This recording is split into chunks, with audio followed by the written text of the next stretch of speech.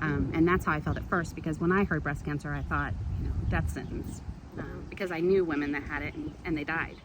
And so for me, that was a struggle. And then, after talking to my husband, and my husband said, don't worry about it unless you have to worry about it. So don't plan on dying until you're dying. And I wasn't dying.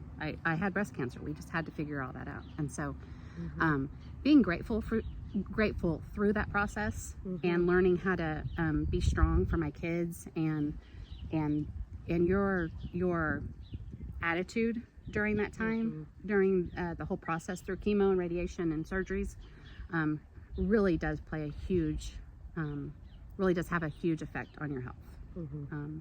And so that is my ministry that I want to have towards women, is just helping them through that trauma time, and really being able to focus on those hard times in your life not being the ones that affect you more than the good times. Does that make sense? Yeah. Just kind of letting them play more of a role in that. Yeah. I think keeping a thankful heart in all things, is definitely a gift to yourself. It's a gift to the people around you. And it does help you stay mindful of the main things, and you can either dwell in and focus on the things, the lost hopes and the sadness, or you can just say, you know what, I'm gonna focus on these things. And that doesn't mean you're still gonna have moments where you're sad, you cry over the loss or whatever. But if we allow ourselves to stay in that state for very long, it's easy to just stay in that state for long term. And so to having focusing on and being intentional to have a joyful, thankful spirit really makes all the difference in the world on your stress, your ability to heal, your ability to serve the Lord with your time and on this side of heaven. Right. And it just makes all the difference in the world for everyone. Right. It's good.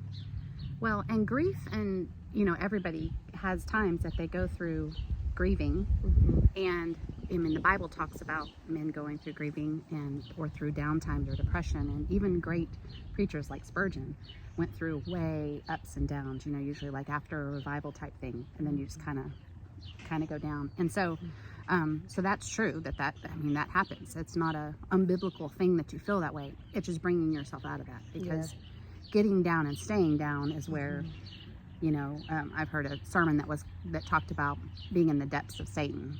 So if you think of a beach or an ocean side, and you slowly move out and you get into the depths of Satan, so you move away from where Christ wants you, and you slowly let that trauma take over, and it can lead you to really dark places. But it's the goal of that hope that God is going to pull you out of that, and that's what you've got to focus on. And I think a lot of people, when you're younger, majority of people don't go through something that's really hard, but they will in time. And when you go through something hard like that, losing a spouse or losing a child or going through cancer or whatever, you really realize all those little small things that you should be thankful for. And we don't tend to do that until we are in a bad space, Yeah. And then we really realize all the little things, and you learn to be thankful for those small things every day.